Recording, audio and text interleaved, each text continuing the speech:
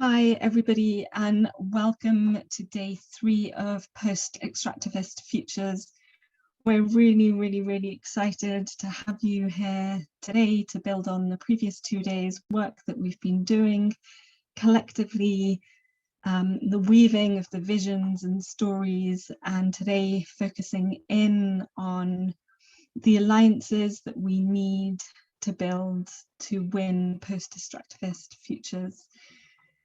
We, War on Want, Tipping Point, Huntayente have come together with many other participants in the spirit of recognition that we build collectively. And whether it's from struggles in Palestine and Bangladesh to Colombia, we've won when we've worked together. I want to invite those that have been absolutely central and key to making these sessions possible to come in and share some reflections on how the first 2 days have gone, some of the highlights of the feelings and senses that they're taking into today's session.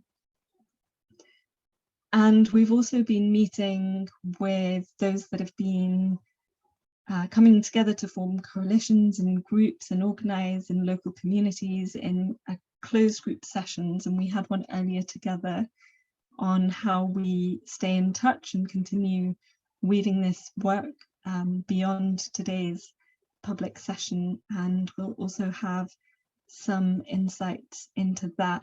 And then Gustavo will introduce the music that we'll have. So if I can pass on to my colleagues, starting with Tatiana Garavito, to bring in some of the insights and feelings from day 1.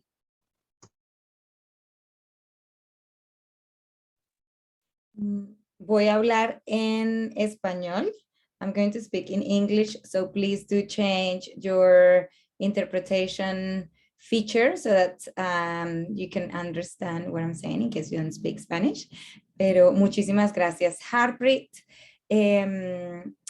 Como tú decías, hemos estado reuniéndonos con personas de los diferentes lugares, de diferentes sitios en el sur global y también personas que organizan aquí en el norte para conocernos, para sentir las diferentes formas en las que resistimos en los diferentes territorios y también las diferentes formas como creamos poder desde nuestras comunidades, desde nuestros grupos, desde nuestras organizaciones. Entonces ese primer día de encuentro fue un día para reconocernos, también para compartir los sueños, lo que nos mantiene, para compartir las visiones que hemos pensado y sentido colectivamente. Fue una sesión muy linda donde también se creó un altar colectivo. En este altar todas las personas compartieron fotos, poemas, videos, de las intenciones que queríamos crear para ese espacio colectivo del que hemos estado participando en estos últimos días. Y también seguir como tejiendo esas visiones y esas formas en las que queremos trabajar para transformar el mundo, para vivir en solidaridad, practicar la solidaridad desde los diferentes territorios. También entender los lenguajes, las formas como hablamos de este trabajo, como hablamos de la justicia, como hablamos de las transformaciones sistémicas que necesitamos. Entonces, creo que alguien puede poner un link al mural, al altar, perdón, que se creó en ese primer día. Y digamos que ese altar y como esa llegada, ese primer encuentro ha sido también como el espíritu de las conversaciones que han seguido o que siguieron el segundo y hoy que culminaron en la sesión de hoy. Ese es un pequeño resumen de las sesiones, de la primera sesión que tuvimos juntas.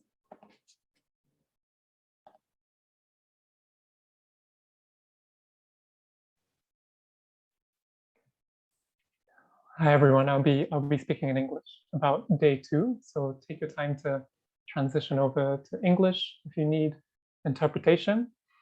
If day 1 was about visions, day 2 was about stories.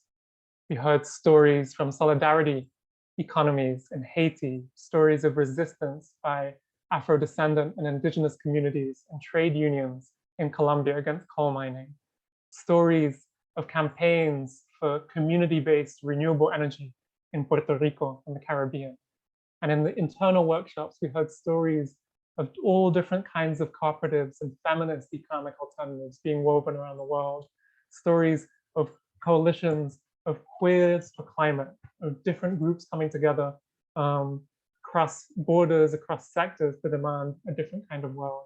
And the reason we tell stories is because often when we think about visions, as many people pointed out, we think about something that's far away, something that's on the horizon in the distance.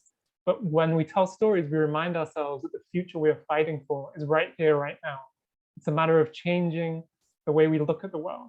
The most important thing that we were taught and we learned yesterday around post-extractive futures is that the future is already here. It's a matter of looking at it, recognizing it, and uplifting it. So that was a key takeaway from day 2. And I'll hand over to my colleague Gustavo to talk about day 3.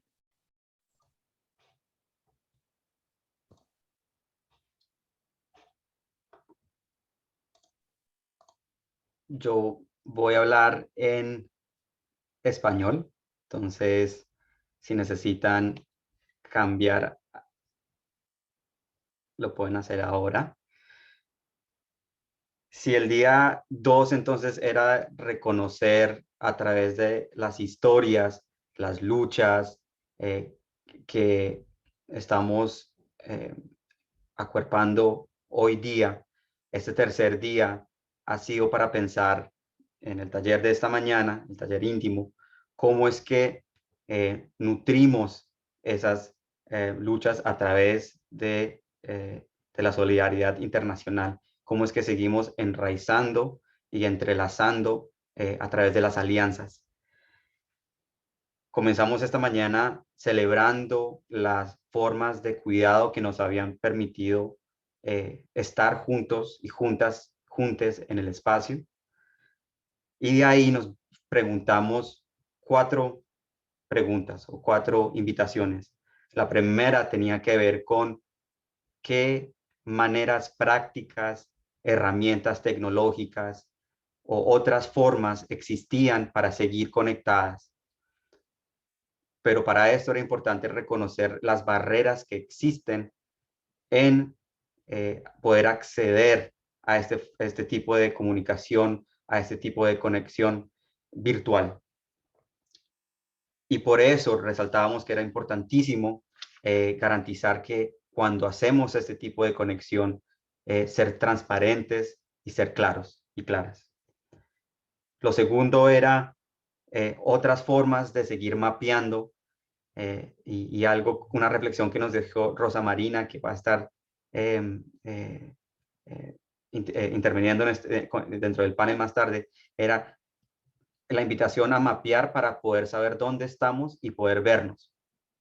También, en un tercer momento, nos preguntamos cuáles eran los espacios físicos en los cuales nos íbamos a poder reunir este año.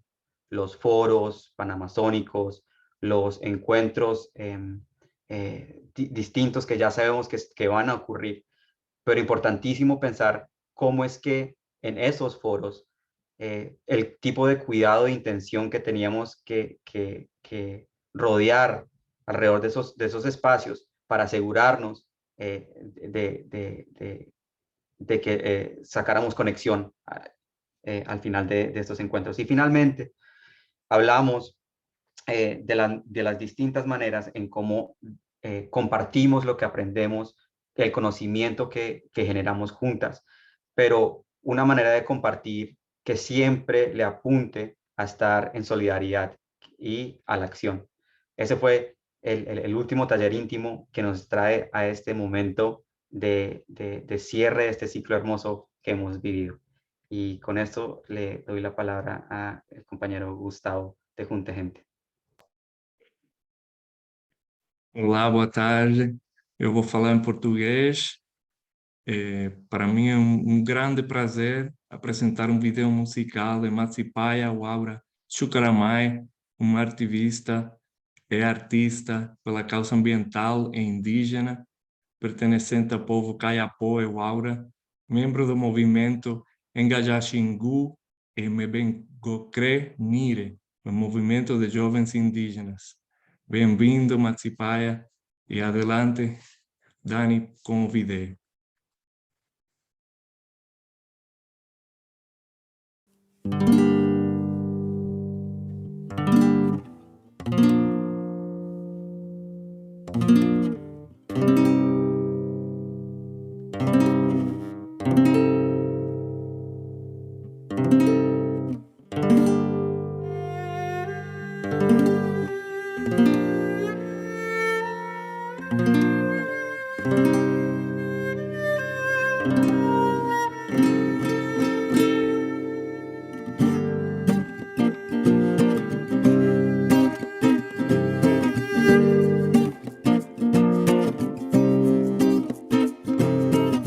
E eu sou índio do Brasil e luto contra a opressão. E nessa nova era, a minha flecha é o meu som. E eu sou índio do Brasil e luto contra a opressão. E nessa nova era, a minha flecha é o meu som, que chega com respeito pra honrar os ancestrais. Meus heróis me bem ao crédito, Burduna e Coca, que lutaram bravamente contra a ordem nacional, deixando com orgulho a herança florestal, que hoje vem sofrendo com um marco temporal e ruralista, destruindo o patrimônio natural. E eu não vou ficar parado vendo o mundo sucumbir nesse jogo nebuloso que não...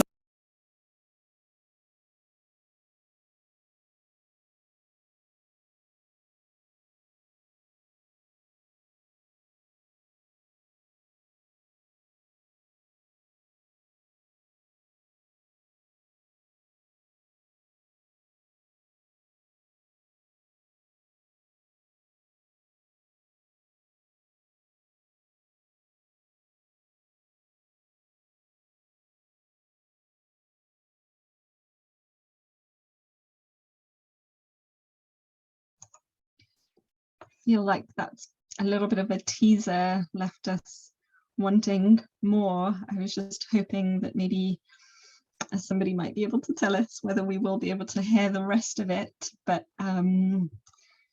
it looks like there's some trouble with the video. So maybe what I'll do while we look to fix that is introduce the incredible lineup of speakers that we are very grateful to have. No, we fixed. Nessa nova era, a minha flecha é o meu som. E eu sou índio do Brasil e luto contra a opressão. E nessa nova era, a minha flecha é o meu som, que chega com respeito pra honrar os ancestrais. Meus heróis me bem ao crédito, Burduna e Coca, que lutaram bravamente contra a ordem nacional, deixando com orgulho a herança florestal, que hoje vem sofrendo com um marco temporal e ruralista, destruindo o patrimônio natural. E eu não vou ficar parado vendo o mundo sucumbir nesse jogo nebuloso que não dá pra fugir. Vou buscar a minha paz pra eu poder sorrir lado a lado com a família, pra nós poder seguir na resistência contra a PEC que tenta impedir, alimentando um preconceito que tenta nos atingir. Não tenha medo, tamo junto nesse mundo pra unificar. Jamais se cale, seja você em qualquer lugar. Não tenha medo, acredite em você e vai brilhar. Jamais se cale, seja você em qualquer lugar. Seja você, seja você, seja você, seja você em qualquer lugar. E não adianta nos tratar como marginal, porque o direito de ir e vir é constitucional. E não adianta nos tratar como marginal, porque o direito de ir e vir é constitucional. E não venha me falar que todo índio é igual. Cada um com seu legado ancestral, mostrando a você a cultura milenar através da resistência e do seu linguajar, defendendo a nossa terra que tenta nos tirar, abalando o governo que tenta nos matar. Eles usam economia pra poder explorar, colocando fazendeiro pra nos amedrontar, invadindo eles, vem matando líderes Kaiowá, e sem saber do proceder as crianças vão chorar. E lá na frente da esplanada vamos junto reivindicar. Por isso todos gritam, demarcação já. Não tenha medo, acredite em você e vai brilhar. Jamais se cale, seja você em qualquer lugar. Não tenha medo, tamo junto nesse mundo pra unificar. Jamais se cale, seja você em qualquer lugar. Seja você, seja você, seja você. Por isso eu lhe digo, somos uma só nação, e nessa harmonia a gente faz revolução, porque a luta continua e eu sigo essa missão, fazendo do amor a minha libertação. E no meio desse caos eu me criei em meia rua, sempre em conexão com a arte e sua cura. Assim eu fui crescendo na quebrada, observando o racismo oprimindo e matando vários manos que estão na correria e lutando pela vida. Por isso eu não nego, a Amazônia está na mira, mas por ela eu vou lutar e jamais vou arregar se no protesto a polícia começarem a atirar. Não tenha medo, tamo junto nesse mundo pra unificar. Jamais se cale, seja você em qualquer lugar. Não tenha medo, acredite em você e vai brilhar. Jamais se cale, seja você em qualquer lugar. Seja você, seja você, seja você, seja você em qualquer lugar.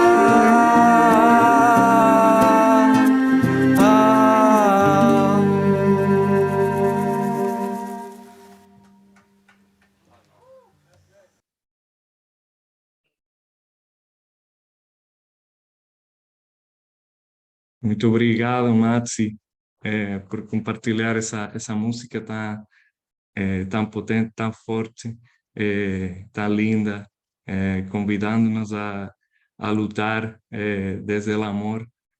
Você, dou a palavra para você se quer dizer umas saudações, se quer dizer qualquer coisa que esteja no seu coração.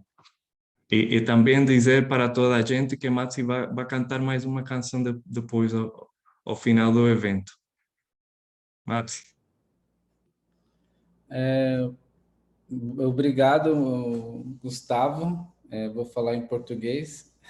Queria poder estar falando na minha língua materna, porém a minha língua materna não é universal. Então, agradeço muito, fico muito feliz de estar aqui com vocês.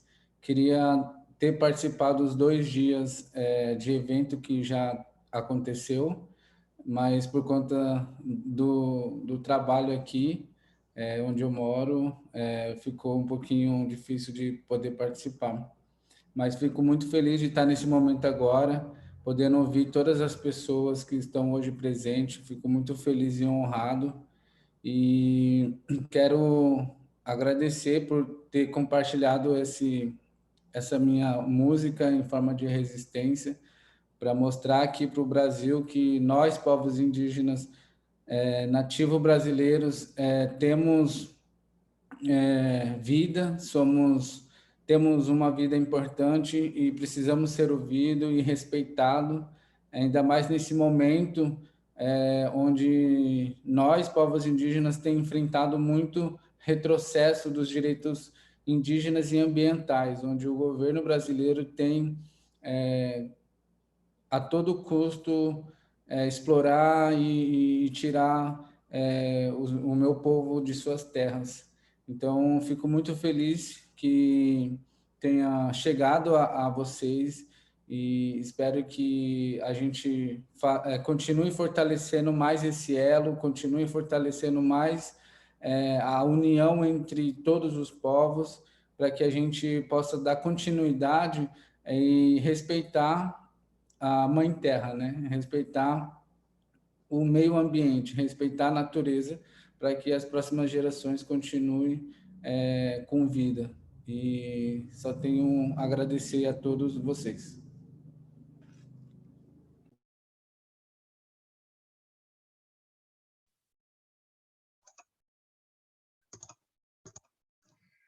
Thank you so much, and maybe we can all take a moment to send you our gratitude and appreciation for your beautiful music and words in the absence of being able to applaud together or cheer together.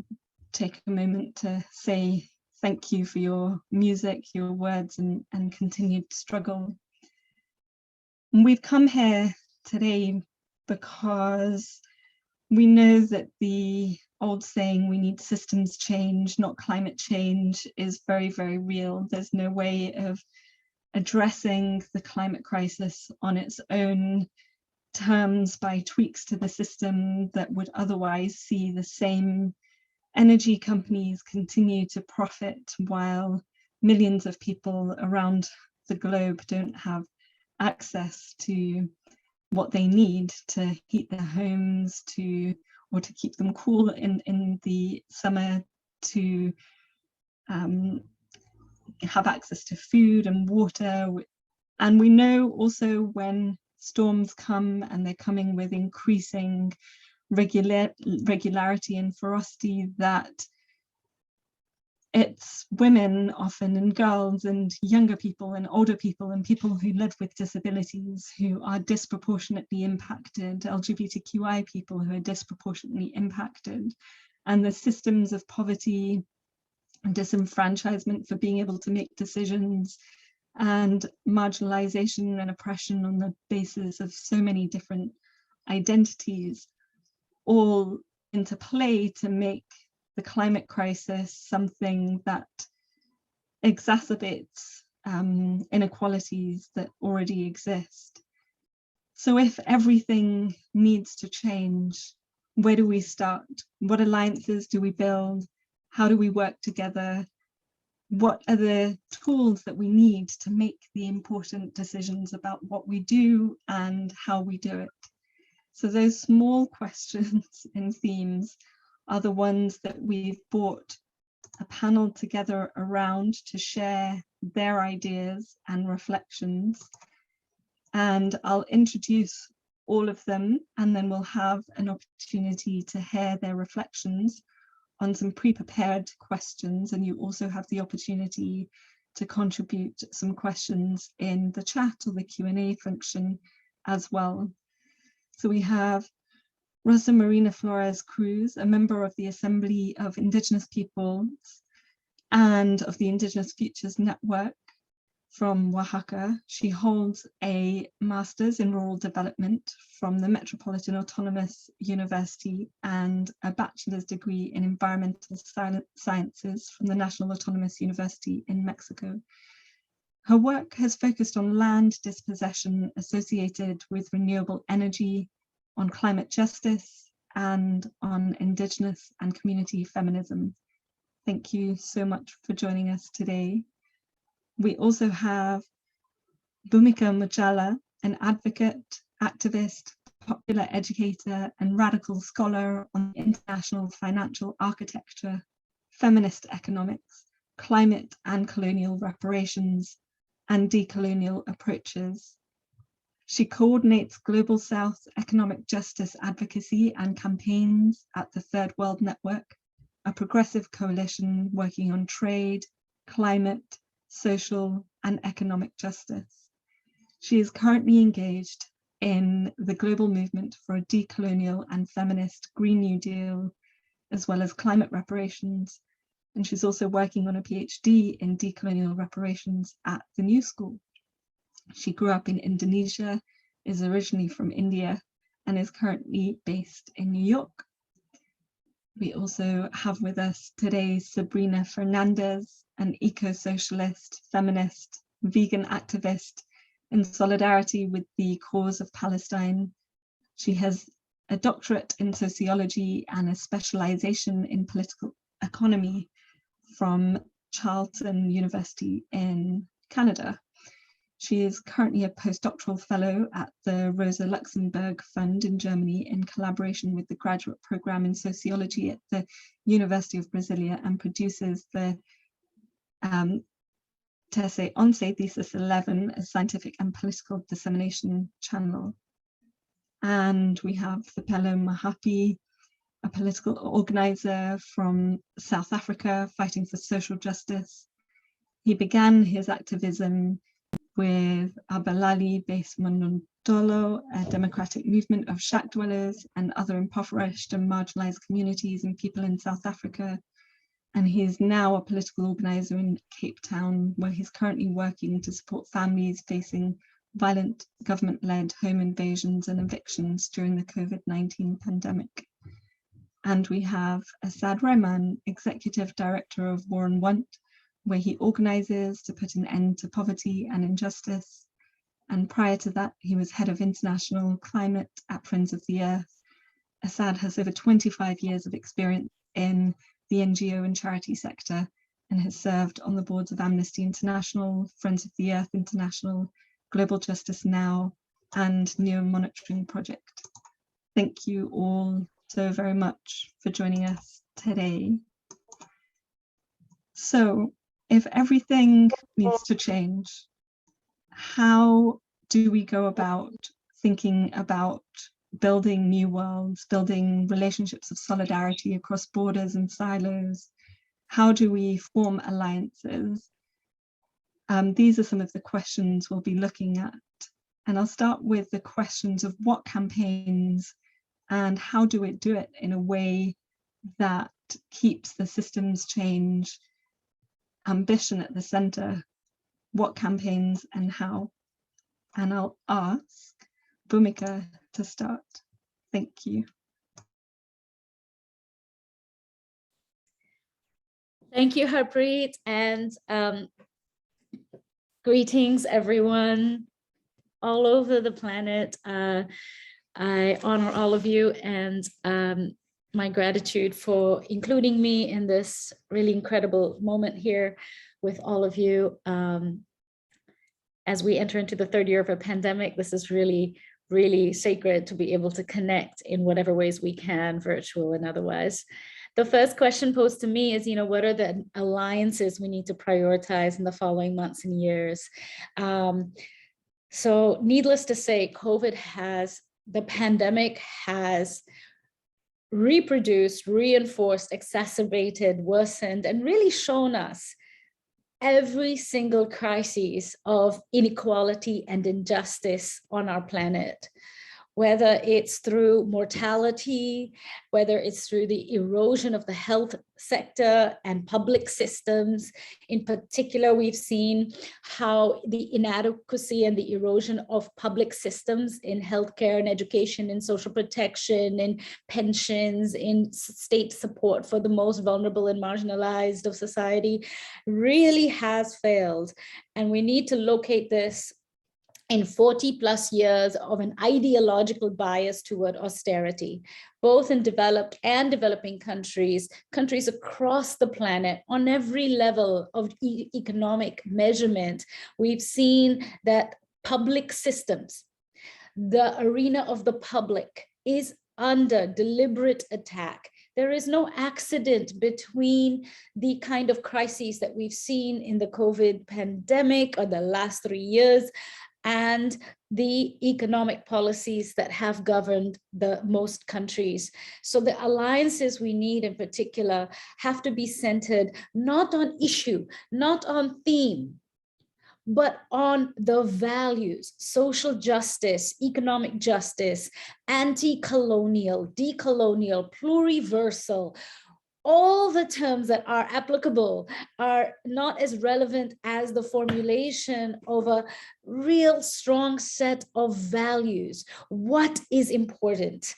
Public systems, the commons, pluriversality, autonomy, self-reliance, solidarity, reciprocity, collective ethics, a repair of the relational rupture between human and nature, human and human, and within ourselves, to recognize that this relational rupture has been a key logic of colonial ontology or colonial world perspective, has been to separate humans from nature, to separate men from women, to create binaries and hierarchies in social constructions, literally to create the idea of race in order to justify colonial extraction, accumulation, theft, and plunder. So in dismantling these hierarchies, we can come to alliances based not on, you know, as important as it is, not on the themes of climate justice,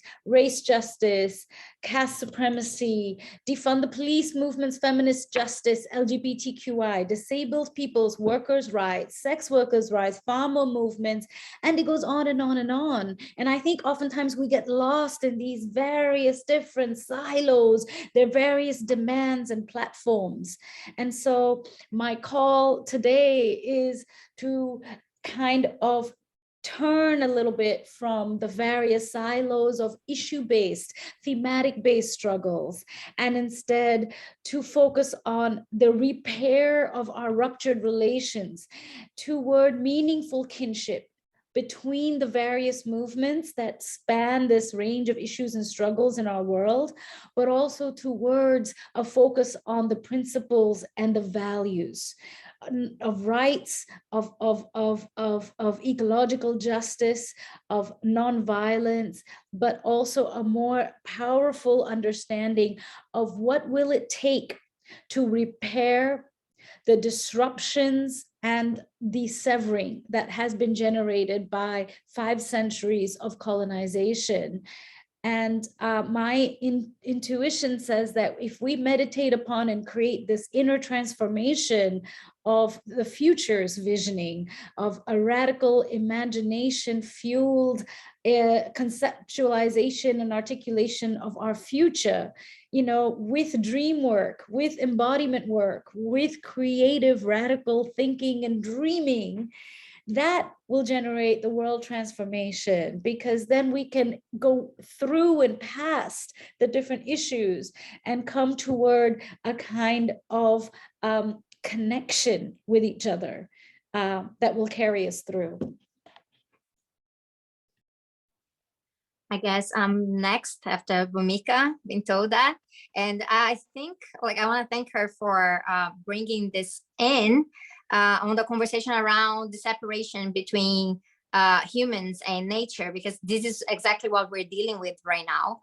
And when I'm thinking about like prioritizing alliances, we need to think of the people who are sitting right there in the sacrifice zone. We're talking about people who are in these areas affected by the biggest mining disasters. So like here in Brazil, we've been having a lot of issues right now because of very heavy rainfall in mining areas and a lot of the dangers in terms of like dam ruptures and things like that. We're talking about indigenous and traditional communities. There are sitting places where people are looking into the green minerals for energy transition. And a lot of the times we're discussing things like Green New Deals, we're talking about just transition, but we're not talking about enough about like where are these minerals coming from when we're talking in terms of renewables, right? So it's very easy to talk about implementing more solar, implementing more batteries, but where are things coming from? Where our economy is still very much based on producing things and not really taking into consideration what we do with these things. We're still living in an economy of planned obsolescence, and we need to move past that. And it was very important to have like Matsi open this up with his song because he talked about marco temporal, for example, which is something that's very key to the attacks by the Bolsonaro government in Brazil against indigenous communities. And this means that agribusiness would get stronger. This means much more violence against indigenous communities. It means more deforestation. It means mining without regulation. So if we're talking here about post-extractive futures, we need to understand what are the communities that are resisting right there in the sacrifice zones that are usually not taken into consideration. or only when they're being attacked directly by a particular government or a particular company. But what are the lessons that are coming from these communities that they should be at the forefront of the discussion right now? And we need to be the ones doing these linkages, these connections, because we are quite aware that green capitalism has been renewing itself. We are quite aware that we have some big green capitalist NGOs even trying to offer help, trying to offer some perspective in these areas, and it's usually about false solutions. So like nowadays they're even talking about offering solutions around blockchain and NFTs and Bitcoin and things like that to communities that are being very much forgotten about, forgotten by the anti-imperialist movement, forgotten by the anti-capitalist movement, because ecology has been put aside for a really long time now. So we need to make sure that this connection around the metabolism, understanding that we're talking here about life on Earth, the very possibility of life on Earth, but not just any life, good life, a dignified life, a life that's worth living, that is about community building. It's about solidarity. It's about care. It's about, just like what Bhumika said, about different values that we really need to foster that go directly against the values that are at the forefront of the system that we live in, right? So just as Harpreet mentioned in the beginning, it is about system change, not climate change. And this system, this totality that we're dealing with, now we're talking about capitalism. Like we need to move away from capitalism. And by moving away from capitalism, we need to focus as well on the different aspects of oppression, the different structures of oppression. They are intertwined here. So it's about white supremacy, it's about imperialism, colonialism, patriarchy, heteronormativity, and all of these are very much connected in the way they have marginalized and segmented our society. So it is quite complicated when we talk about prioritizing alliances, because we need to build alliances everywhere. But we need to understand that some people have been suffering for a long time now, and they have been resisting mostly by themselves, only remembered sometimes at the media or when it's way too late. So I'm just going to close what I'm saying here, being reminded that this week we had the brutal murder of a Congolese refugee in Brazil because he dared to ask for his salary. So like he was working in a very precarious condition, as is the condition of a lot of the Black migrants in Brazil. And he was brutally murdered. And now people are very outraged. But then there's the situation of all of the other refugees. And there's the situation of all of the unemployment. And there's the situation of this crisis that's worldwide, that's leading people to try to find a better life somewhere else and not really finding it. So I like to honor in terms of what happened to Moise this week, but remembering that it can't be just when it's too late. We can't be talking about the people that have been sacrificed in the past, but also trying to avoid that this keeps going.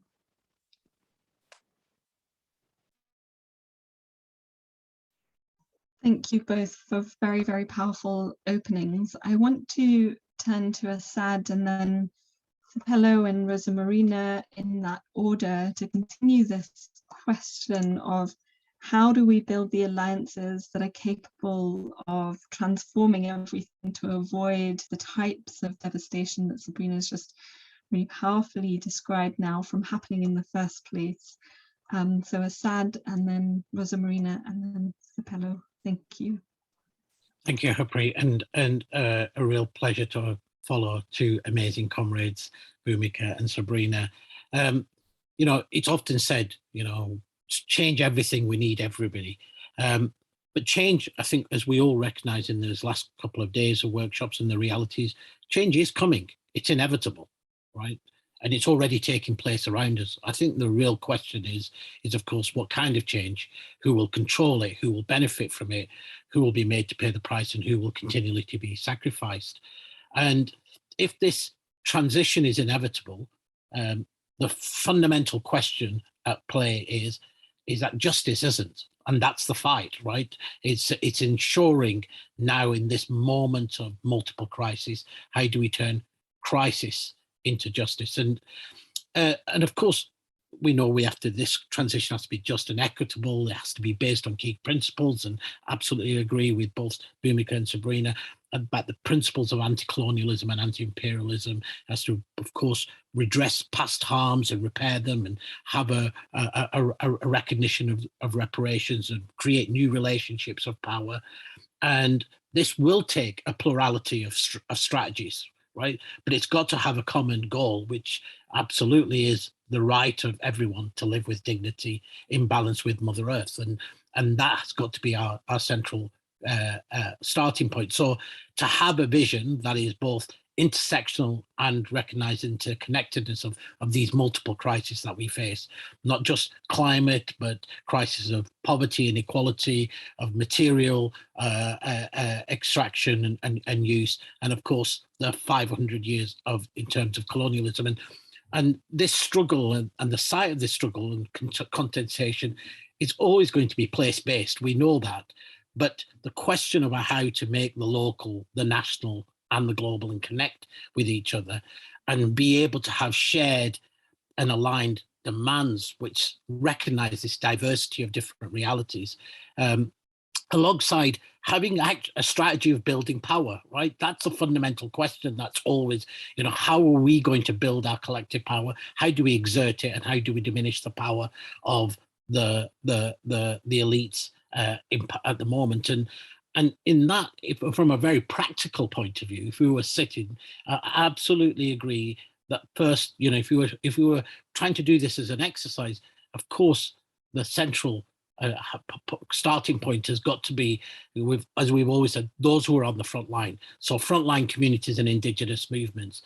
And we know that this is also a class struggle, right? So we require the labor movement, and we require it to be able to ensure that, you know, we are winning on the very points that Bhumika talked about in terms of re-winning the public space, right? And what that means in terms of public services, about the control of the state of resources, all of those questions. And importantly, it's also about us winning the social license, right? Because we know that unless we do that actively and consciously, other forces use parts of our movement also against the very vision of hope that we want to create, right? We see that in terms of far right populism that has been able to divide and weaken the working class, both in solidarity within its own countries and globally. Very much of what Sabrina just talked about in terms of driving our own people against each other, right? Fighting for the very crumbs that this system is created. And of course, you know, the liberation movements against the systems of oppression, of racism and patriarchy, I think have got to be very, very critical. Now, we've done a huge amount of work collectively in moving the dial of what we would call the climate justice or environmental justice movement from where it was to where it is now.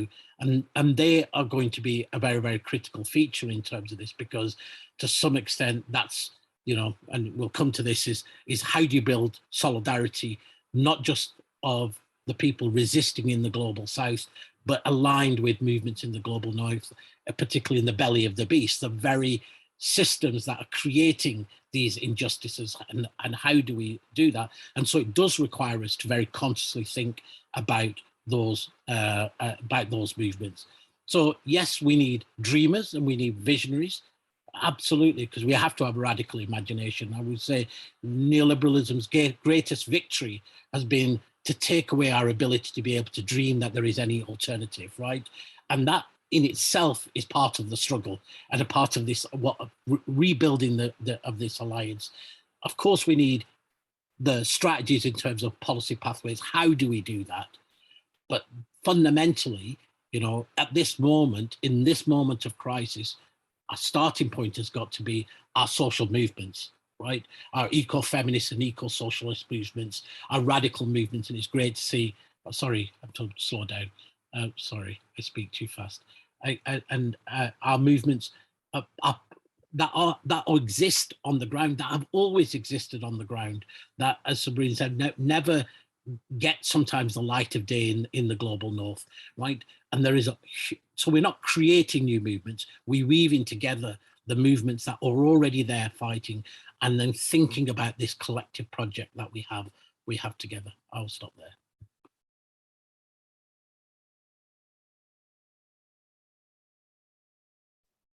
Bueno, muchas gracias. Yo voy a hablar en español.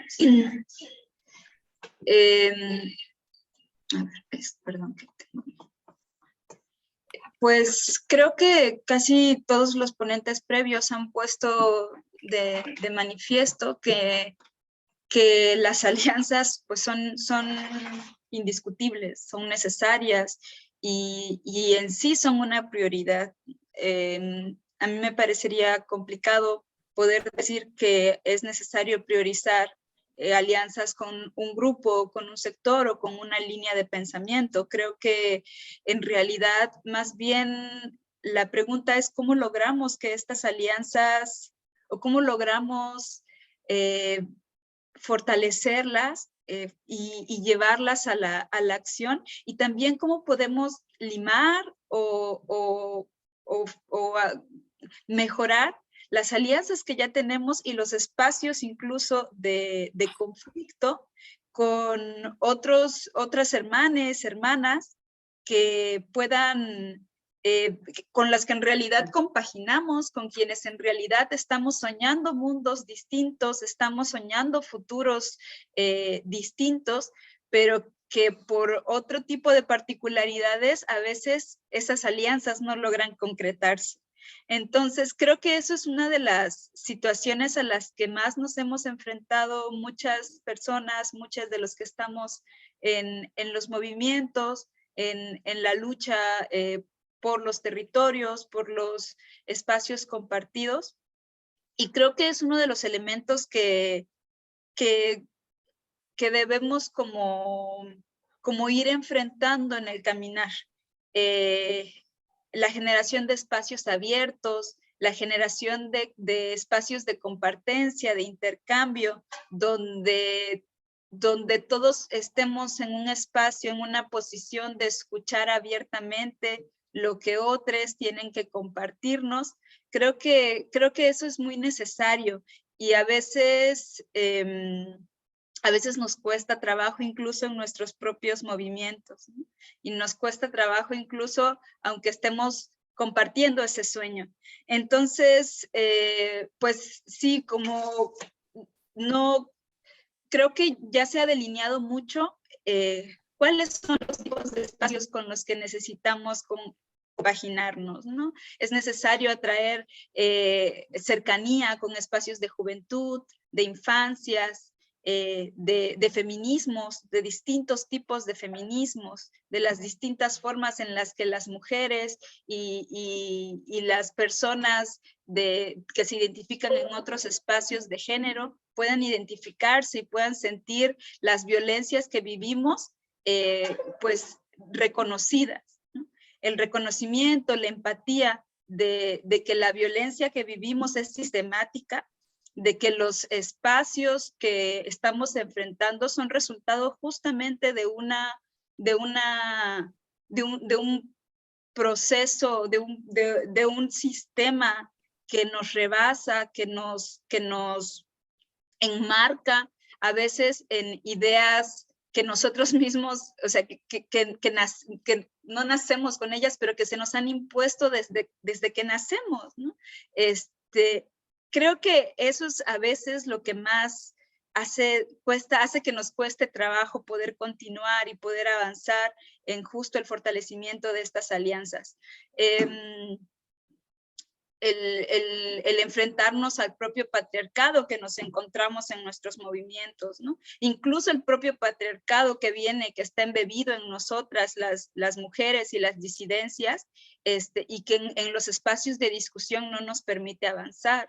La idea del consumo exacerbado que también se nos ha impuesto con la colonización en todos los rincones del planeta. Creo que estrategias como estas, justamente espacios como estos, donde podemos escuchar la experiencia, resonar nuestras propias experiencias en las voces de personas, de compañeras, de compañeros de otros lugares del mundo, eso es un ejercicio de empatía.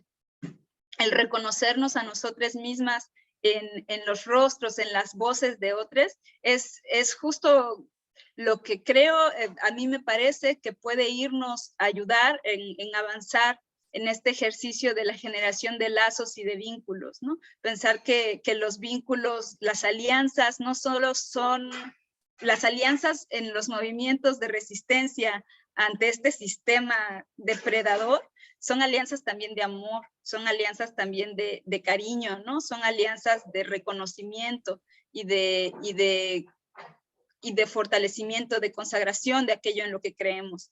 Entonces, eso, no me atrevería a decir que es necesario priorizar algunas por sobre otras, porque justo a partir del escenario que Sabrina, Asad y Bhumika ya nos presentaron, es tanta la complejidad, es tanto el monstruo al que nos estamos enfrentando, que lo que necesitamos es que hasta el espacio más pequeño, darle fuerza, hasta aquello a lo que podríamos llegar a considerar que es lo más lejano a nosotros, eso también es prioritario, ¿no?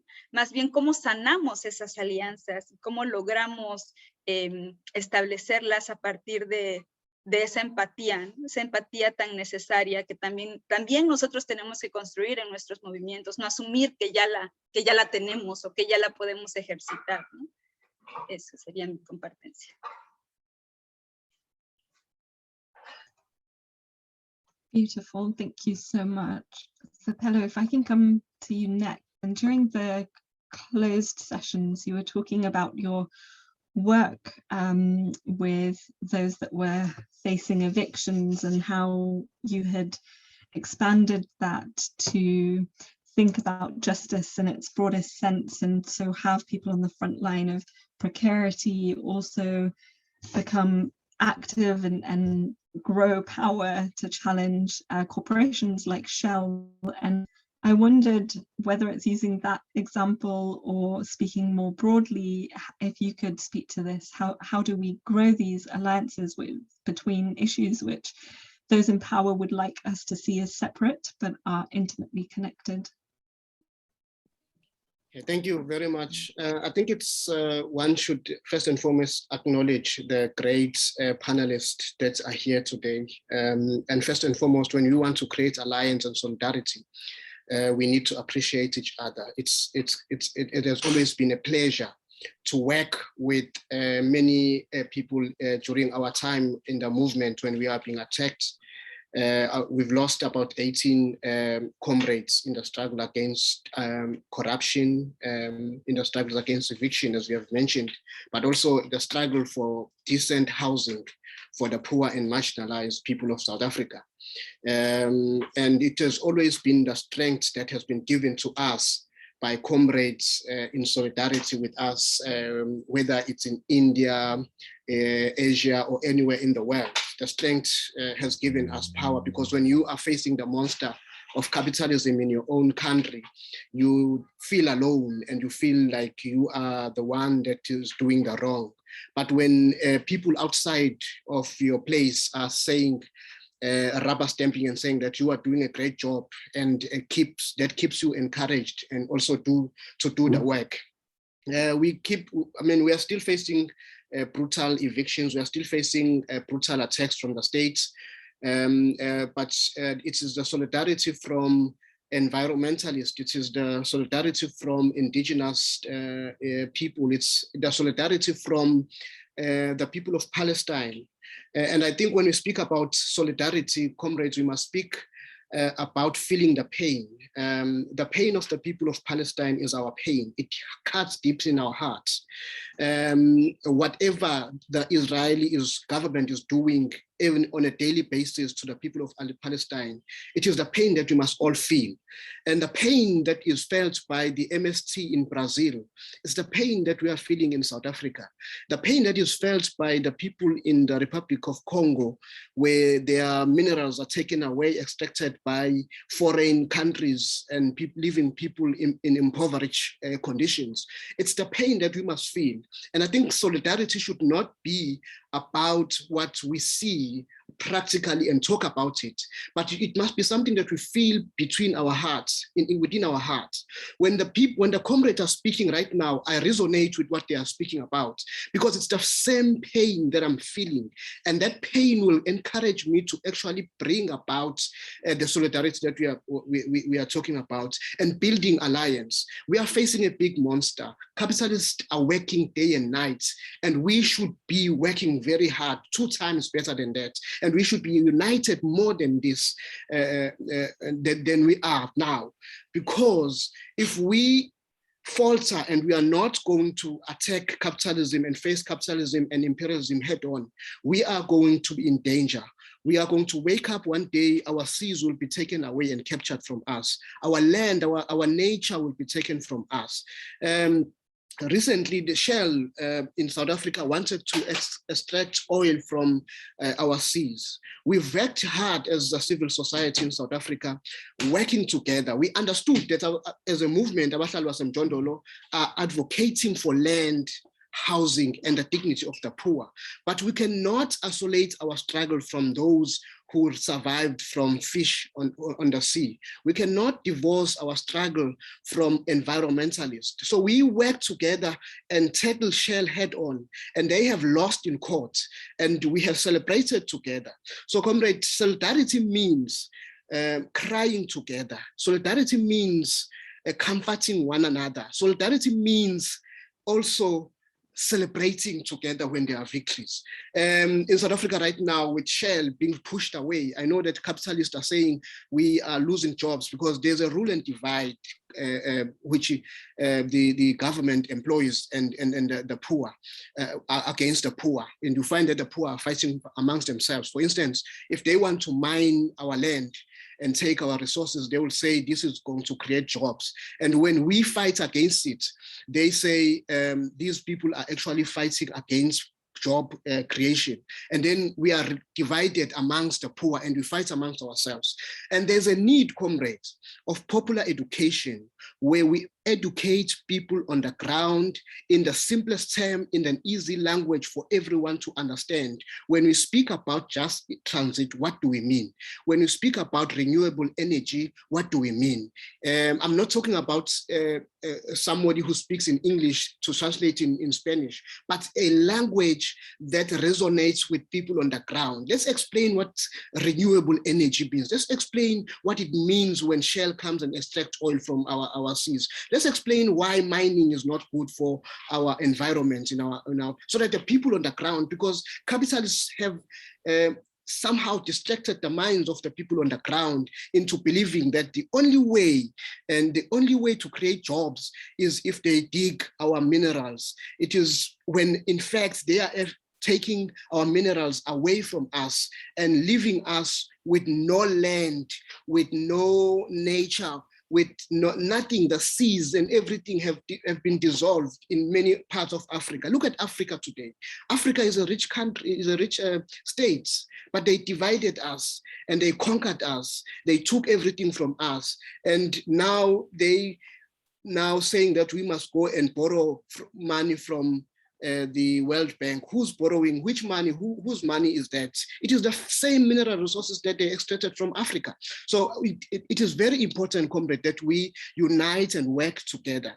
I'm going to make an example of a community not very far from, because we need to have solidarity within our organization amongst our people before we can speak about solidarity in broader terms.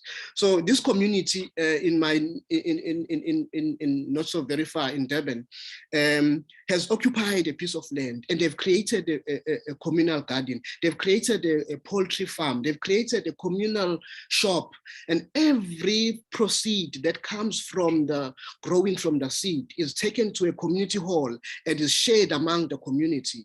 Whatever is made, profit is made from the shop is also shared amongst the community. Whatever is made out of the poultry farm is also shared in in the community hall. They also have a school which they named after the great Frantz Fanon, to say this is a school, this is our home where we're going to teach each other and share our ideas as a community on agroecology and how we can improve our community.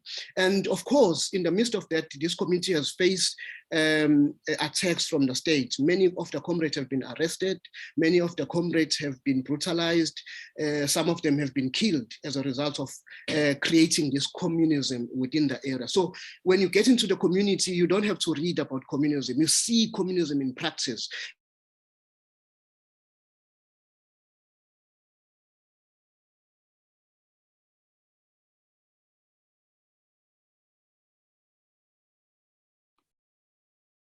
Because everyone in the community participates about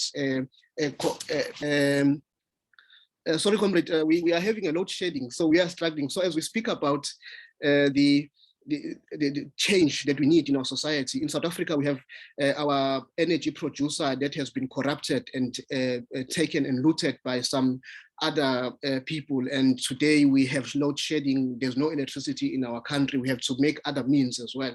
So as I speak to you right now, capitalism is affecting me directly as I'm in this meeting. So the monster is always everywhere where we are, and we must be everywhere, and we must fight it in every corner that we can fight. So solidarity, comrade, in a small scale in this community has started. But how do we take that small scale community and make it bigger in the world? That your pain in Brazil is my pain in South Africa. Your pain in Spain is my pain in South Africa. The pain of the people in sub-Saharan Africa is the pain of the people in Europe. So how do we take that forward? How do we, and I would like to encourage, comrade, that let's not talk, let this not be a talk shop. Let this be a practical. Let's share this. Let us have interest in everyday activities that are happening in every country and every operation that is taking place. Today, now is the time. We cannot go back. We need to fight against these monsters. We need to have our land back. We need to have our resources back, and we need nature back, because this belonged to our forefathers. As I close, I want to say, Aluta, continue, the struggle goes on. Thank you very much. Wow, I think you have, I'm struggling to find the words because I'm not sure what more there is to say. And as you were speaking, I was hearing so many resonances with what all the other speakers had said. Rosa Marina, when you were talking about care and reciprocity and compassion and empathy and being seen and heard, and individual healing and collective action, I was hearing kind of echoes of what you were each saying, Thapelo and Rosa, and then also thinking about the importance of the radical collective imagination, Bhumika, of what you were saying through education, through building alternatives, through showing the power of cooperatives and ways of being together and growing that are rooted in togetherness and not in the kind of competition imperative of capitalism. So I want to kind of come back to a question now, and I'll ask you in the reverse order. So coming to Rosa Marina first, and then Thapelo, and then Assad, and then Sabrina, and then Bhumika. Please just unmute yourselves in that order. And I'm going to merge the questions that we originally had as two questions that you had received prior to this event. So feel free to kind of take a bit of time to answer both of them if you had prepared to answer them separately. But the first is around how we have learnt from our attempts to be in practice of solidarity. And then how can we re-energize, create and nourish solidarity going forward as well? Rosa Marina, if I can come to you first.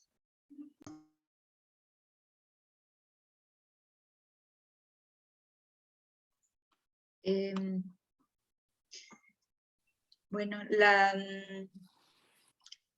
la la solidaridad creo que hay muchísimas maneras de expresarla, ¿no? Incluso de sentirla. Creo que el reconocimiento un poco de lo que está ocurriendo en distintos espacios, en distintos momentos, y poder brindar el apoyo, el sentimiento mutuo. Creo que de eso se trata un poco cuando se desencadenan campañas para solicitar solidaridad y visibilidad. Las situaciones de crisis, de violencia que se están viviendo en distintas regiones del mundo, como ya se ha mencionado, en realidad están bastante hermanadas, ¿no? Son situaciones que vivimos día con día y que vivimos a raíz de un sistema depredador, de un sistema capitalista, de un sistema patriarcal. Entonces, las acciones para hacer visible esto también vienen, o también tratamos que surjan desde esa colectividad, ¿no? Desde la colectividad que nosotros mismos vamos formando en nuestros espacios de resistencia. Entonces, el encontrar espacios como para visibilizar y para llevar a distintos rincones, es un poco como lo que dijo Tapelo. Creo que la solidaridad la vemos en distintos espacios, incluso en el trabajo local, ¿no? En el trabajo que se hace en las comunidades, en el trabajo de intercambio, de poder transmitir la información, transmitir lo que vamos aprendiendo de otros espacios de resistencia a los compañeros, a las compañeras que no pueden acceder a esa información. Eso ya es un gesto de acción solidaria también. Y además está el nivel más amplio, ¿no? El nivel de expresión máxima, de expresión global, utilizando las herramientas que ahora tenemos, ¿no? En la era digital, el interconectar, el poder también hacer el reconocimiento de que tal vez en tu territorio o en tu país o en el espacio en el que tú te encuentras existe una empresa, existe un gobierno que está generando violencias en otro espacio del mundo, y poder hacer acciones de presión en esos espacios, ¿no? Eso es clave también. Creo que tal vez todo eso, muchos de nosotros podemos compartir experiencias de eso, ¿no? De una situación en la que algún gobierno, alguna inversionista está atentando contra los derechos territoriales en nuestras comunidades, y justo la expresión internacional, la expresión desde espacios que tal vez no son, por ejemplo, de pueblos indígenas o de comunidades organizadas, pero que sienten ese dolor, como dijo Tapelo, ¿no? Que sienten esa resistencia y que le expresan en acciones claras, en acciones prácticas, en sus propios territorios, también resuena hasta donde estamos, ¿no? Entonces, creo que de eso se trata el hablar y la expresión de la solidaridad, de justamente poner o reducir esas distancias que a veces tenemos, ¿no? Tanto distancias físicas como distancias como de herramientas y de otros elementos.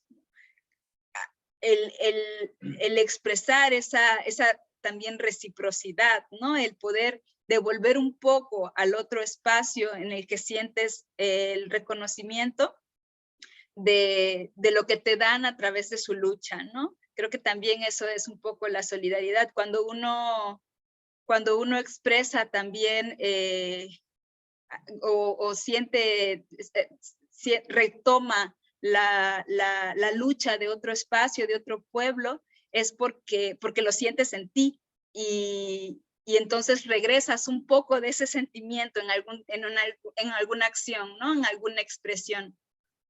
Entonces,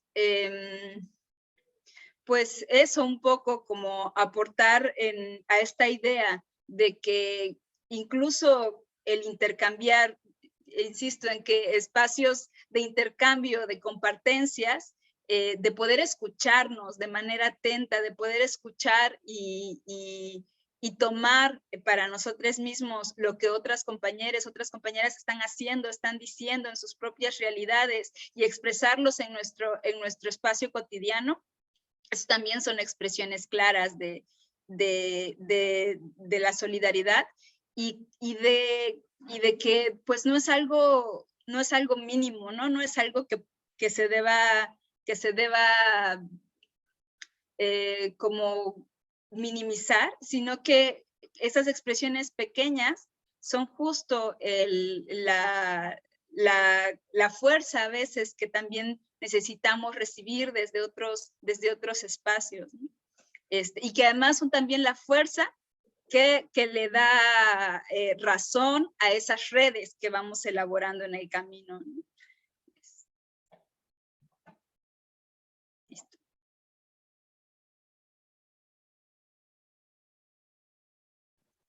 Beautiful, thank you so much. I'm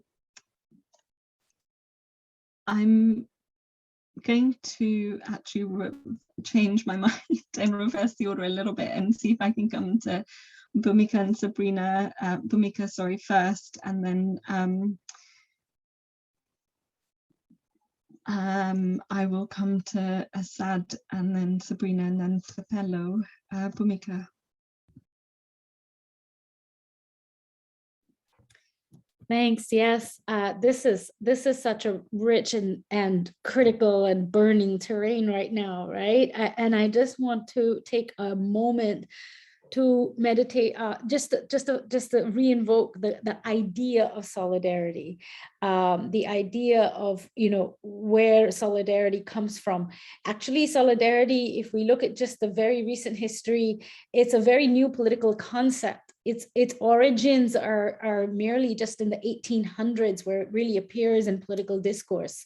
And when there was this idea of solidarity that emerged, you know, it was very much conflated with the very old patriarchal aristocratic concept of fraternity, you know, a fraternity of brotherhood and that kind of alliance of the aristocrats.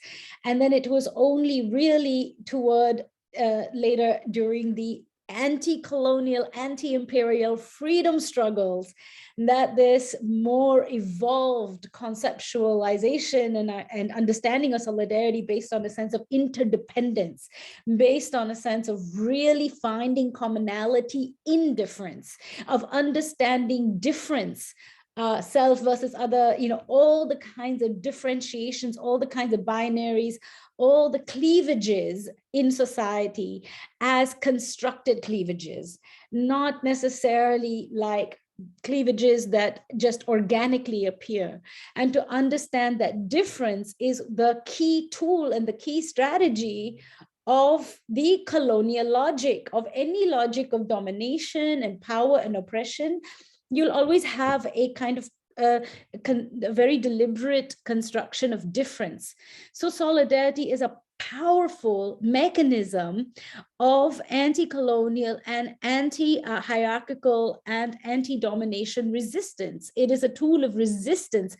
I think in our language, sometimes it becomes a kind of a soft idea of like, let's hold hands in a circle. It's not as, it's so much more powerful. Solidarity is about disruption. It's about disruption of the status quo that is built on and the exploitation of difference and the creation of differences to divide and rule, to divide and keep us in conflict with each other. So the way in which we can really activate solidarity as global, interdependent, anti-colonial, anti-imperialist, we look at the history through freedom movements in, you know, the military interventions around the world. We look at solidarity as different groups of people coming together. And I want to make it a little bit personal in terms of where it comes together for me.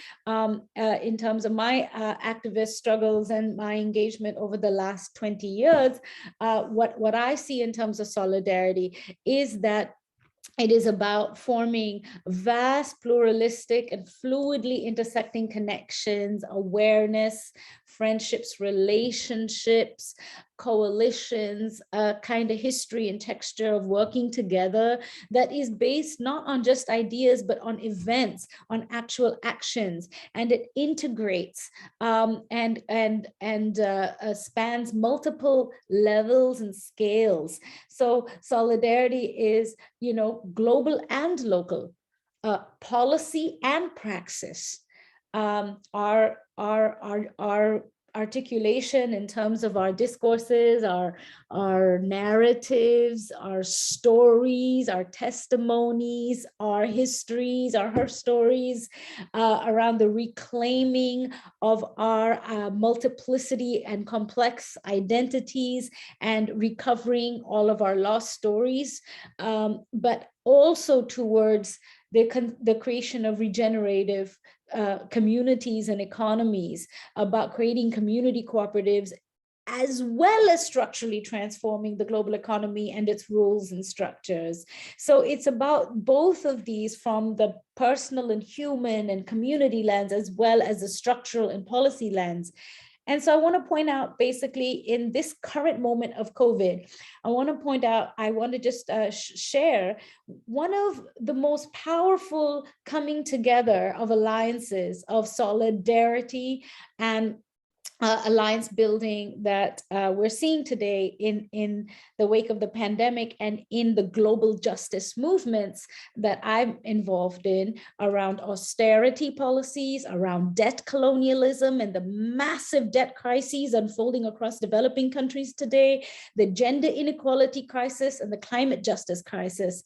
So one of the most powerful solidarity acts that we're seeing today is the coming together of three key strands. One, the economic justice movement focused around debt justice, tax justice, and austerity policies. Second, the climate justice movements around climate reparations, climate financing, climate adaptation, loss and damage struggles in Glasgow that, you know, Assad has been leading in, and thirdly, the feminist justice movement, and the feminist movement in particular pointing out that this pandemic is a pandemic of the care economy, of gender not as woman, but as a system that structures power relations and that is rooted in the sexual global division of labor.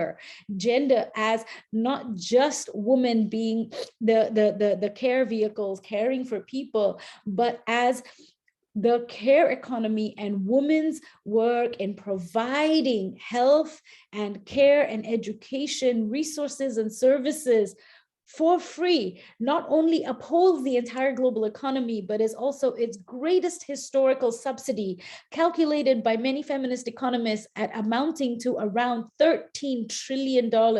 So this pandemic has not only shown us the indispensability of unpaid care work and women's work, but also it's a deeper analysis and understanding that women are the free public service provision that compensates for the failure of the state's public services.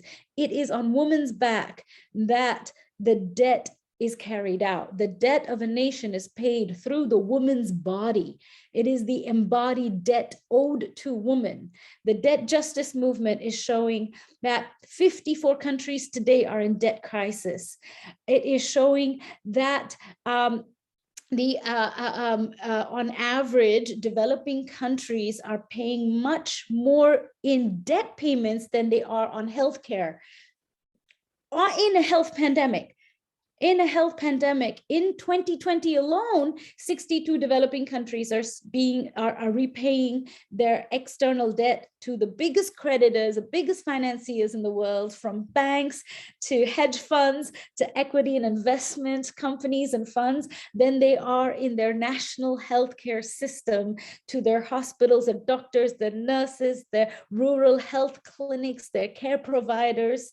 So we see the enormous debt colonialism happening today, and that it is growing. The pandemic has been really growing the debt crisis in developing countries, where between 2010, after the global financial crisis, to 2021, average government debt payments in the global South have more than doubled. 6.8% of GDP in 2010, 14.3% of GDP in 2021. It is the greatest jump in debt crisis in recent economic history, in the economic history of at least 150 years. The last 10 years, we see a mushrooming of debt and climate justice, where we connect these strands to point out that developing countries are spending 5 times more on debt payments than they are on climate change. 29.4 billion on average in repaying debt to international banks, then 5.4 billion in aggregate on climate change. And who is carrying out the burden? Who is the front line of climate justice? It's women. What is the front line system that really responds to climate disasters? Public health care, social protection, public systems. The war against public systems, climate justice, debt justice, and feminist justice, they are coming together during the COVID pandemic in a really inspiring way. It is, I think, one of the most profound examples recently of alliance building and solidarity within these really big social movements. And to conclude, Martin Luther King Jr., he famously said the arc of history bends towards justice, but we know our solidarity is rooted in the very clear fact of matter that this arc to justice will not bend by itself. It's never bent by itself.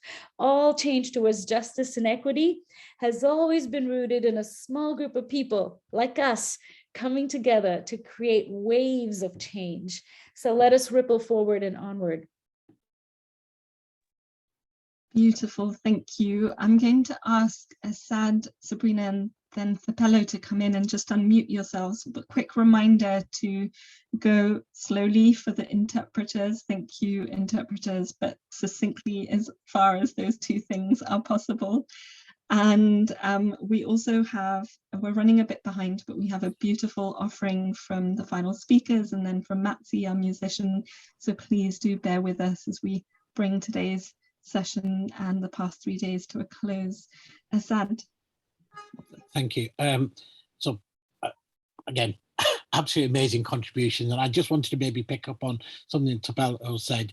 Your pain is my pain and your victory is my victory. And, that's always been the cornerstone, right, of solidarity. Your struggle is my struggle, right, and of creating this. And some people say, it's about creating the ties that bind us and having an understanding of the shared values and objectives. And we can dissect and look at it many, many different ways. Some people talk about it's a fundamental principle of love for all of humanity. It's about hope for a future, and it's about a willingness to struggle and struggle collectively together. Now, there's lots of different angles we could look at this question, in terms of how in this moment of multiple crisis, and Bhumika spelled that out, and I think we are in this moment of multiple crisis, which has a huge challenge to us, but also great opportunity in terms of connecting our struggles. So whether the fight for economic justice and climate justice, racial and gender justice, looking at not just in terms of thinking about climate in terms of its impacts, but recognizing the systemic nature of the economic system that is in front of us and the ability to be able to talk about the transformation that is needed and the economy of the future and the world and the society of the future.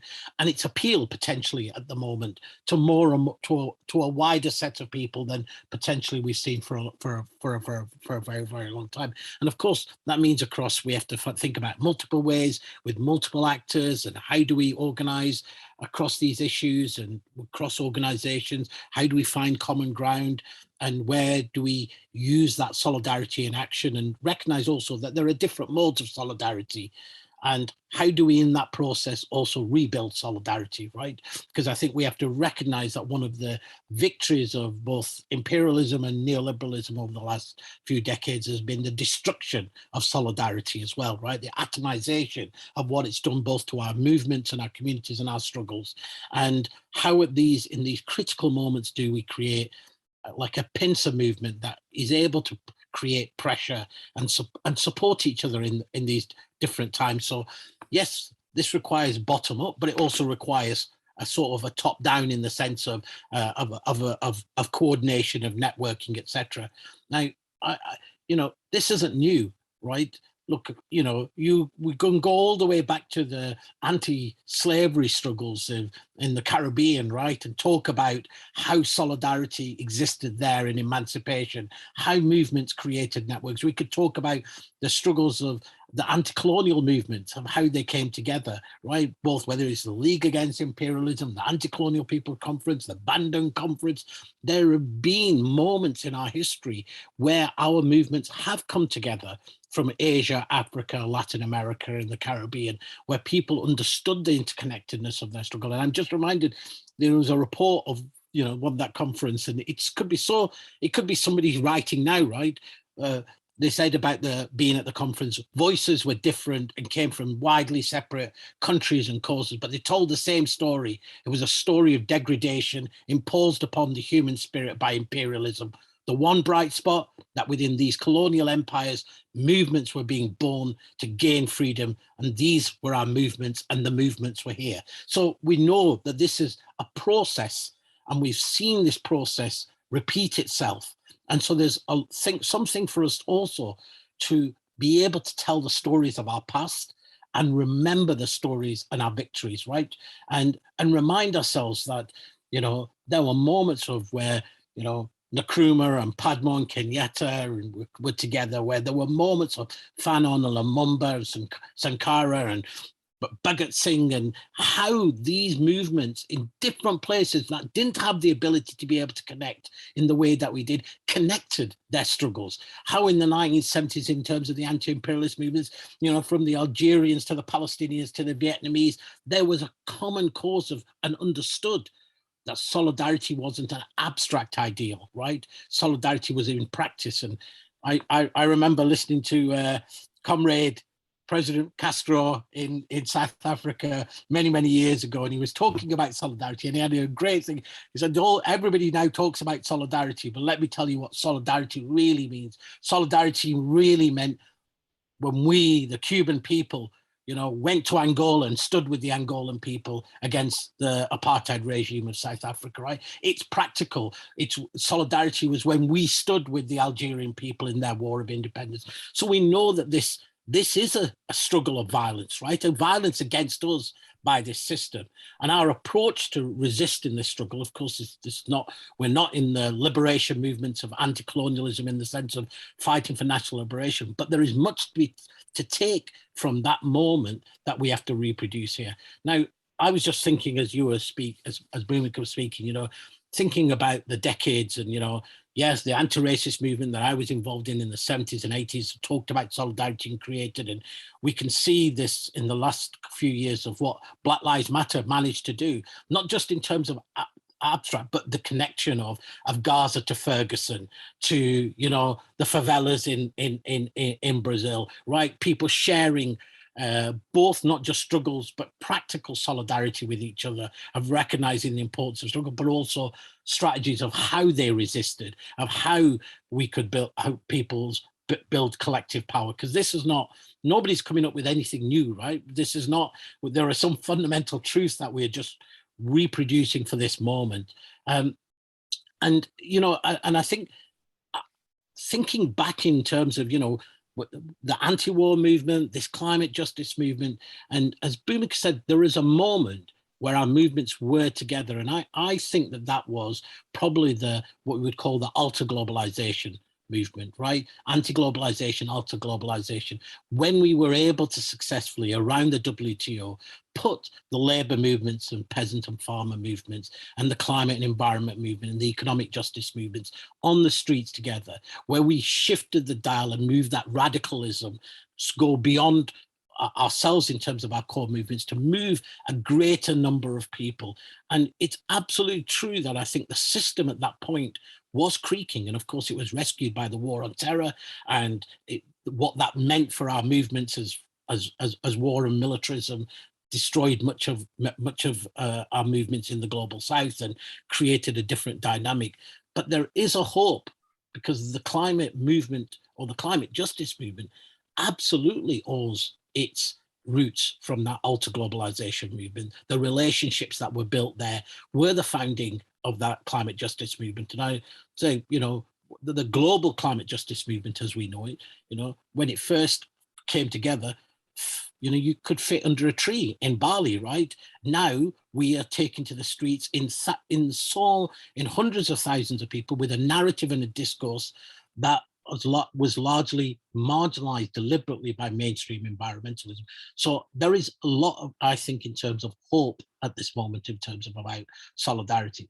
But to answer the real question in terms of going back, you know, there is, of course, solidarity is in all of these different things that we need to do.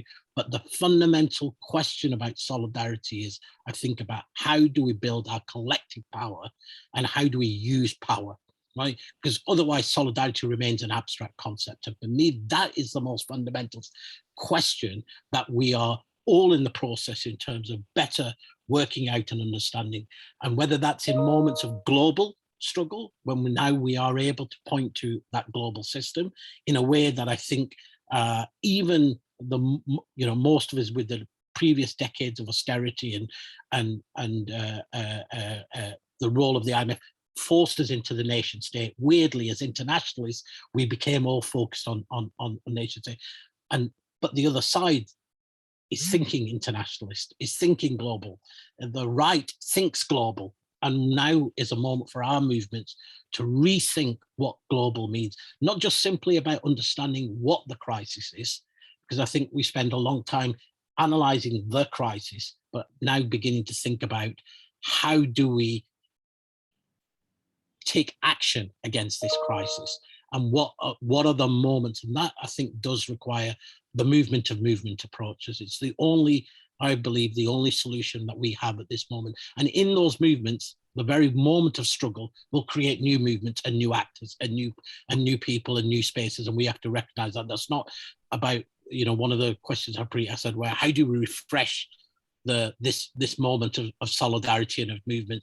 I think it's an organic process, because refreshing is never done in terms of sitting in abstract. It's done through struggle. And as we struggle, our movements are refreshed and re-energized and new actors are brought in.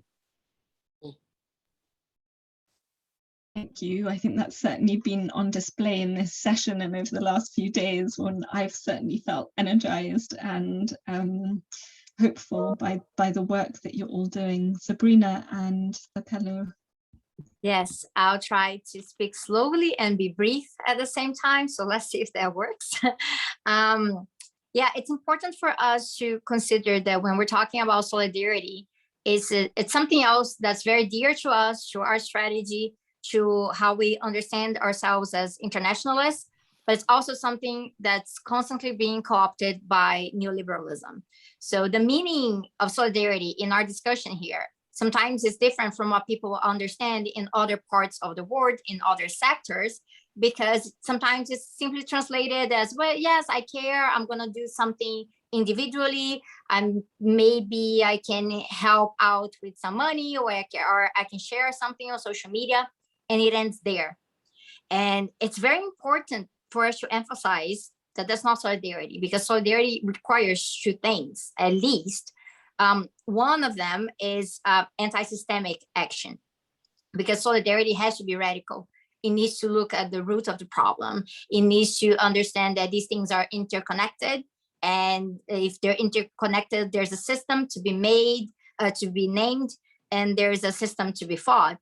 And no one's going to do that by themselves, individually, isolated. So the other thing that's required is organization.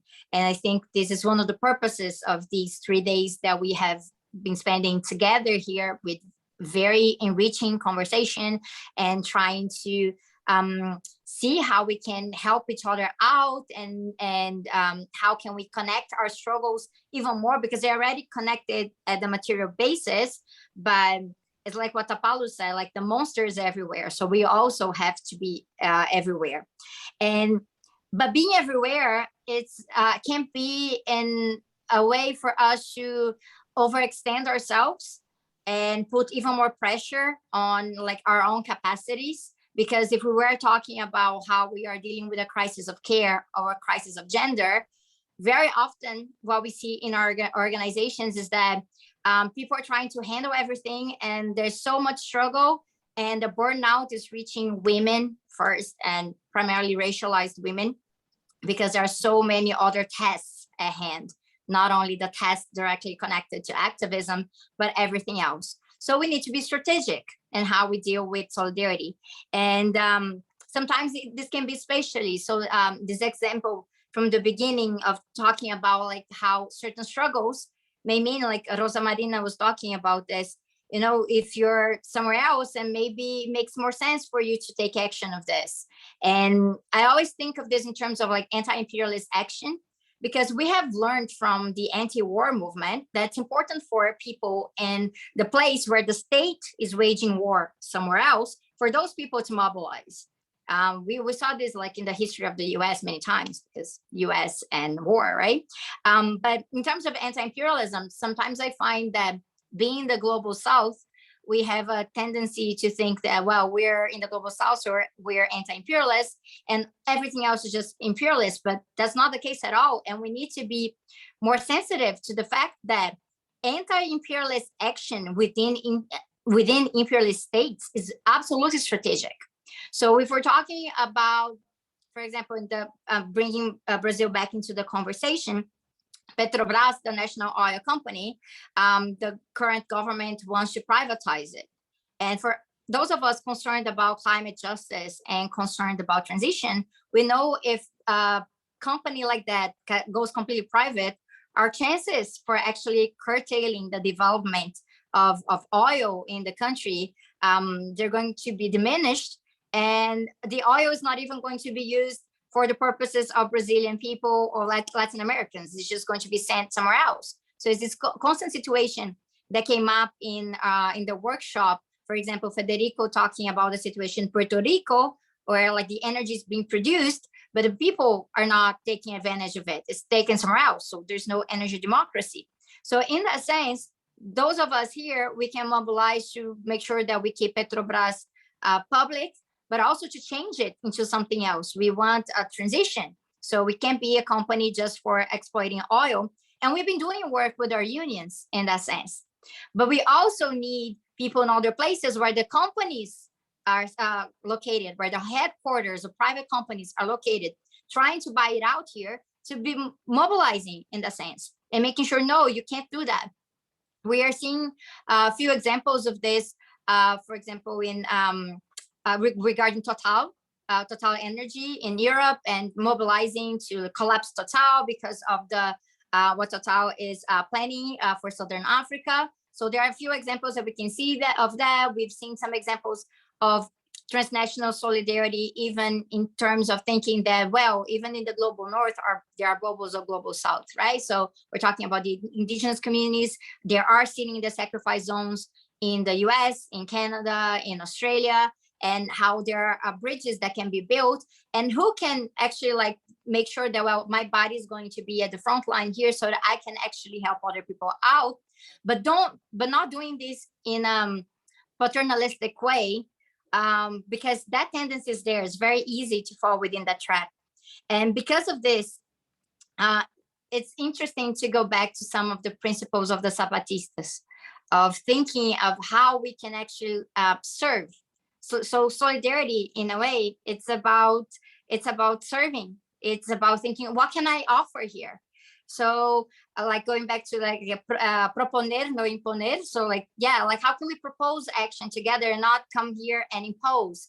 And there's a huge tendency for organizations from outside to, yes, with the best meaning of all, trying to get together, but really just coming with a set plan and saying, this is how we do things. And we need to avoid that tendency. We need to go back to thinking, we're not telling people what to do, we're actually obeying. I think that shows a lot more in terms of solidarity. We're proposing, we're not imposing.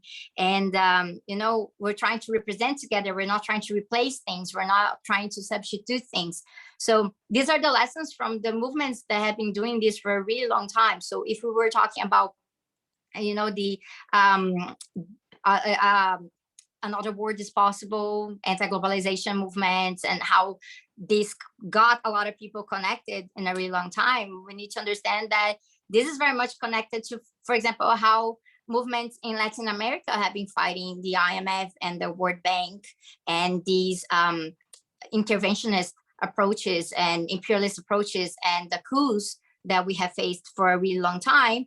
And these lessons need to be taken forward in the sense of showing up and seeing what can we do. And just to close, there's a brilliant example that we have had for the past 2 years, basically.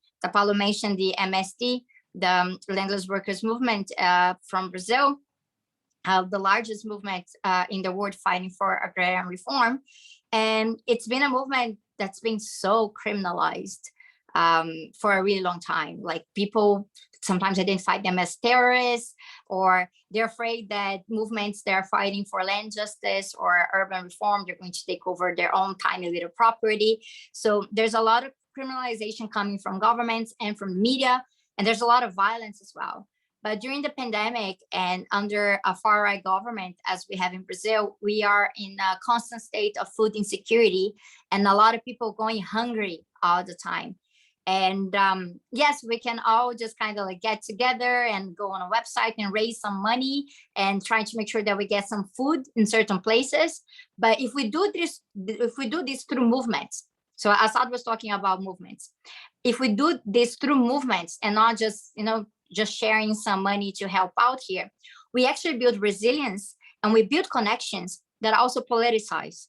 So the MSD donating tons of food grown organically, grown in an agroecological way from agrarian reform sites in Brazil, and making sure that people are fed. It's a lesson so that people, when the media comes running and saying that, wow, these are terrorists, but no, they were there when we needed them. And they will still be there because we're building resilience together. So this is what we get from organization. It's not just showing up and helping out one day or another. It's actually building a relationship that can be long lasting. And this is our main challenge right now. Beautiful, thank you so much. I've heard so many incredible themes and layers of solidarity. How can we practice solidarity with ourselves in our bodies and taking care of ourselves, and imagining how can we take care of those that we love and that we are in relationship with, and that we build that power and empathy and compassion beyond difference to express care and kindness and celebrate and express joy and pain and hope and build our visions.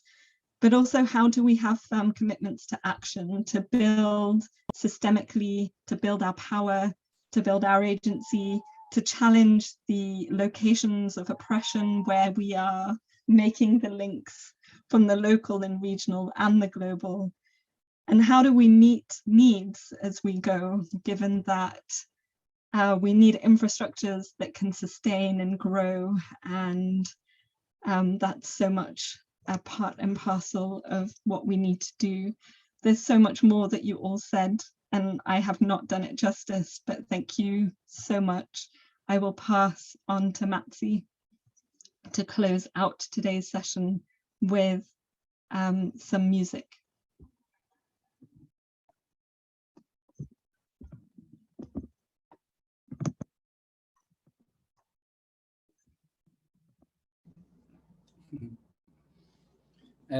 Primeiro, quero agradecer a todos novamente.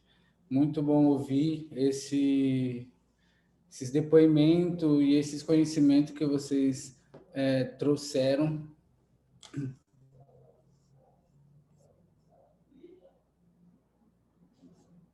Acho que a internet...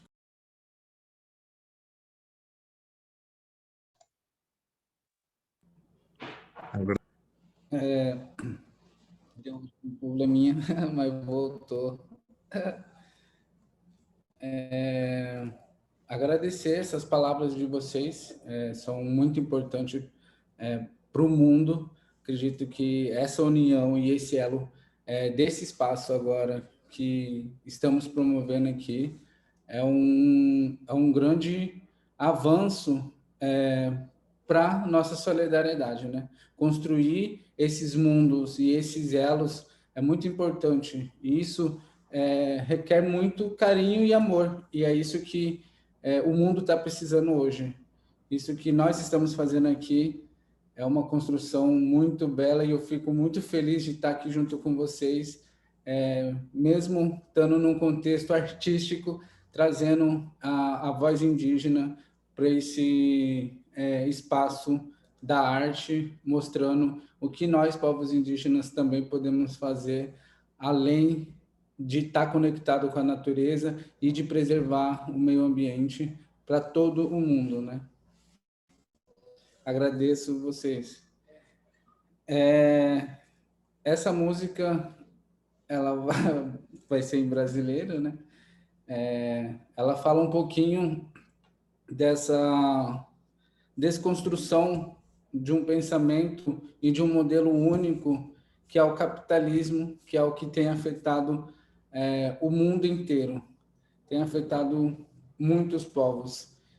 Essa música eu escrevi durante esse período pandêmico, onde o plano do governo foi genocida para todo o povo brasileiro, onde as periferias, os povos indígenas, os quilombolas, os camponeses foram os mais afetados pela pandemia. Então, essa música eu escrevi para que a gente possa reflorestar, né, o nosso pensamento, e para que a gente possa adiar o fim do mundo, né? O nome da música se chama Refloreste-se, para a gente poder pegar nesse contexto de que a gente tem esperança e a gente ainda pode, sim, mudar essa situação ruim em que nós estamos vivendo e vivenciando. Então, vou tocar aqui para vocês.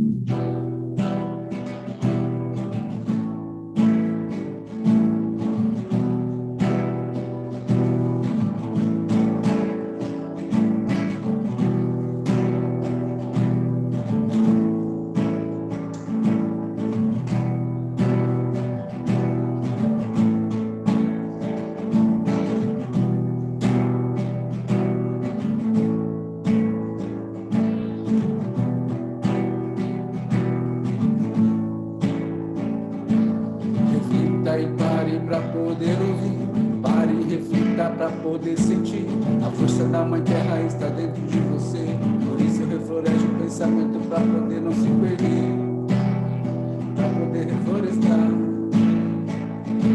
Refloresce o pensamento e liberte o futuro. Refloresce o pensamento para adiar o fim do mundo. Refloresce o pensamento e liberte o futuro. Refloresce o pensamento para adiar o fim do mundo. Yeah, yeah, yeah, yeah,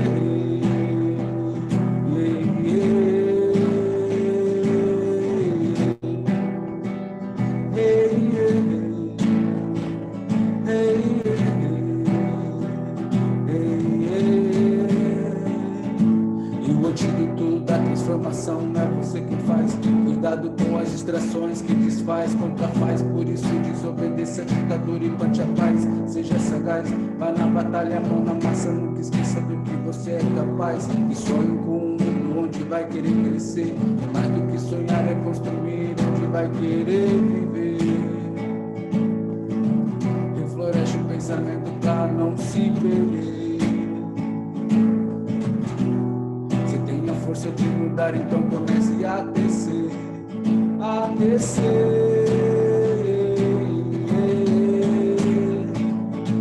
Refloresce o pensamento e liberte o futuro.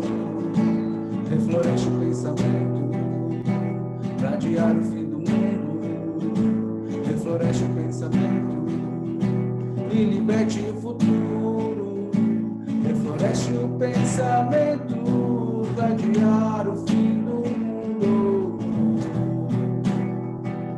Hey, hey,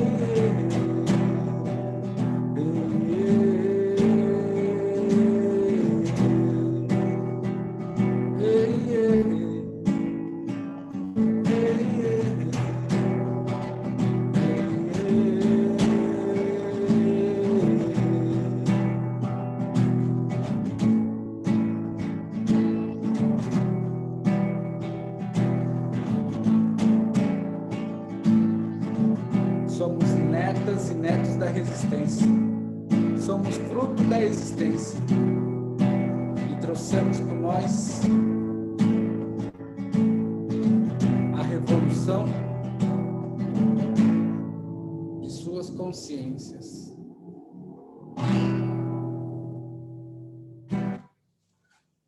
Muito obrigado. Bravo. Grande, Matsi.